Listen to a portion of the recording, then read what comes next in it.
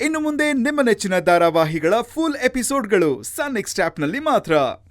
ಎಲ್ರೂ ನೋವಿನ ಪ್ರಪಂಚದಲ್ಲಿ ನೋಡ್ಬಿಟ್ಟ ಅಗಸ್ತ್ಯ.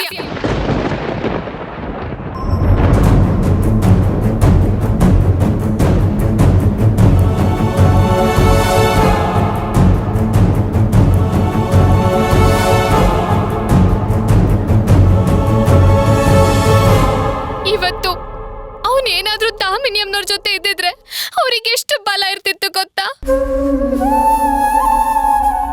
ಮಕ್ಕಳು ಅಂತ ಸುಮ್ನೆ ಕರೆಸ್ಕೊಂಡ್ರೆ ಸಾಲ್ದು, ಅಪ್ಪ ಅಮ್ಮನ ಹತ್ರ ಮಕ್ಕಳ ಹಾಗೆ ನಡ್ಕೋಬೇಕು.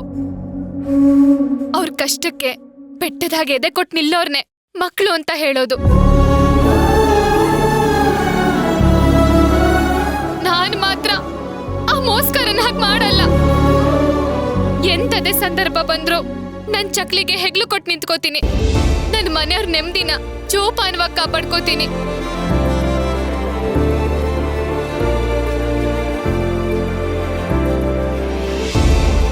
ಜೀವನ ಅಂದ್ರೆ ಬರೀ ನಮ್ಗೋಸ್ಕರ ಬದುಕೋದಲ್ಲ, ಕೆಲವೊಂದ್ಸರಿ ನಮ್ಮವ್ರಿಗೋಸ್ಕರನು ಬದುಕ್ಬೇಕು. ಮನೆಯವ್ರ ನಮ್ಮ ಹತ್ರ ಮನ್ಸಲ್ಲಿರೋದನ್ನ ಹೇಳ್ಕೊಳಲ್ಲ, ಹಾಗಂತ ಮಕ್ಳು ಕರ್ತವ್ಯನ ಮರಿಬಾರ್ದು ಅಲ್ವಾ?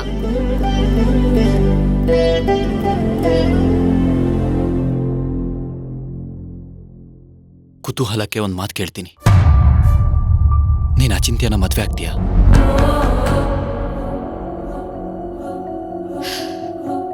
ಈ ಪ್ರಶ್ನೆಗೆ ಅಮ್ಮನ ಉತ್ತರನೇ ನನ್ನ ಉತ್ತರ. ಭಕ್ತಿ,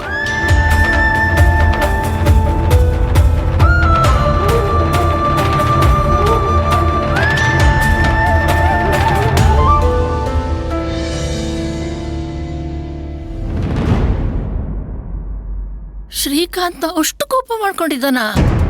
ಅಮ್ಮ, ದಯನ್ ಮಾತು ಕೂಡ ಹಾಗೆ ಇತ್ತು.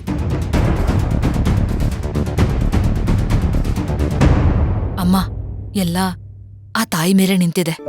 ನಿಜನೇ.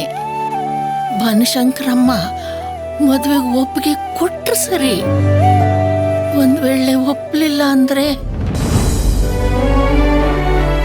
ದೇವಿ ಉತ್ತರ ಏನೇ ಬಂದ್ರು ಅದನ್ನ ಖುಷಿಯಿಂದ ಸ್ವೀಕರಿಸ್ಬೇಕಾಗತ್ತೆ.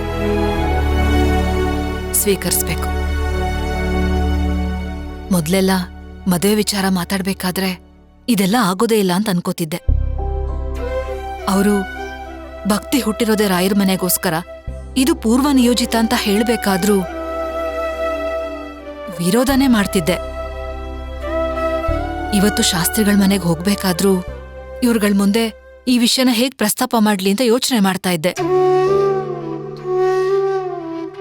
ಆದ್ರೆ ಭಕ್ತಿ ಯಾವಾಗ ಬನಶಂಕರಮ್ಮ ನಿರ್ಧಾರನೇ ನನ್ನ ನಿರ್ಧಾರ ಅಂತ ಹೇಳಿದ್ಲೋ, ಆಗ್ಲಿಂದ ನನಗೆ ಗೊತ್ತಿಲ್ದಿರೋಂತ ಹೊಸ ಭರವಸೆ ಬಂದ್ಬಿಟ್ಟಿದೆ ಅಮ್ಮ.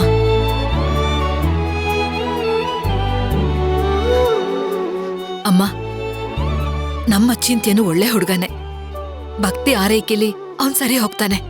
ದಾಮಿನಿ, ಒಂದ್ ವೇಳೆ ಅಮ್ಮನ ಉತ್ತರ ಬೇಡ ಅಂತ ಬಂದ್ಬಿಟ್ರೆ? ಬರಲ್ಲ.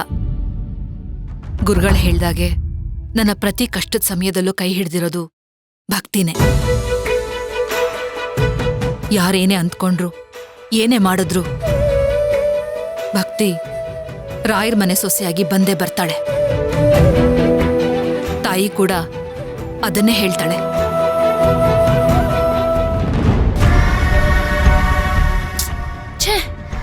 ಈ ಭಕ್ತಿಗೆ ಅಚಿಂತ್ಯನ ಮದುವೆ ಆಗ್ತೀನಿ ಅಂತ ಹೇಳೋದಕ್ಕೆ ಏನ್ ರೋಗ ಬಂದಿತ್ತು? ಮಾತಾಡದೆ ಕಂಬತ್ತರ ನಿಂತ್ಬಿಟ್ರೆ ಎಲ್ರೂ ಕಣ್ಣು ಬಾಯಿ ಬಿಟ್ಕೊಂಡು ಅವಳೇ ನೋಡ್ತಾ ನಿಲ್ಬೇಕಾ? ಅವ್ರ ತಾಂಬೂಲ ತಂದಿದ್ ನೋಡಿ ಇವತ್ತೇ ಮದ್ವೆ ಡೇಟ್ ಫಿಕ್ಸ್ ಮಾಡ್ಬಿಡ್ತಾರೆ ಅನ್ಕೊಂಡೆ. ಥೂ, ಎಲ್ಲ ಹಾಳಾಗೋಯ್ತು. ಆದ್ರೂ ಒಂದು ಖುಷಿ ವಿಚಾರ ಏನಂದ್ರೆ, ದಯಾನಂದ್ ಅವರು ಇಷ್ಟೊಂದು ಮಾತಾಡ್ತಾರೆ ಅಂತ ನಾನು ಅನ್ಕೊಂಡೇ ಇರ್ಲಿಲ್ಲ. ಭಕ್ತಿ ದಾಮಿನಿ ಅಮ್ಮವ್ರ ಮನೆಗ್ ಮದ್ವೆ ಆಗಿ ಹೋದ್ರೆ ಬರೀ ತಲೆ ಕೆಟ್ಟಿರೋ ಗಂಡ ಸಿಕ್ಕಿದಾನೆ ಅಂತ ಖುಷಿ ಪಡೋದ್ರ ಜೊತೆಗೆ ಅವಳಿಗೆ ಉರ್ಸಕ್ಕೆ ಅಲ್ಲೊಬ್ರು ಜನ ಇದ್ದಾರೆ ಅನ್ನೋದು ಗೊತ್ತಾಯ್ತು. ಇಷ್ಟೆಲ್ಲ ಆಗ್ಬೇಕು ಅಂದ್ರೆ ನಾಳೆ ಭಕ್ತಿ ಹೇಳೋ ಉತ್ತರ ನಾನ್ ಅನ್ಕೊಂಡಂಗೆ ಇರ್ಬೇಕು. ಬನಶಂಕರಮ್ಮ ಎಲ್ಲಾದ್ರೂ ಬೇಡ ಅಂದ್ಬಿಟ್ರೆ ಭಕ್ತಿ ಹೀಗೆ ಆರಾಮಾಗಿ ಉಳಿದು ಬಿಡ್ತಾಳೆ. ಇಲ್ಲ ಇಲ್ಲ, ಹಾಗಾಗ್ಬಾರ್ದು. ಈ ಸತಿ ಬನಶಂಕರಮ್ಮ ನಾನ್ ಅನ್ಕೊಂಡಿರೋ ಹಾಗೇನೇ ಉತ್ತರ ಕೊಡ್ತಾಳೆ.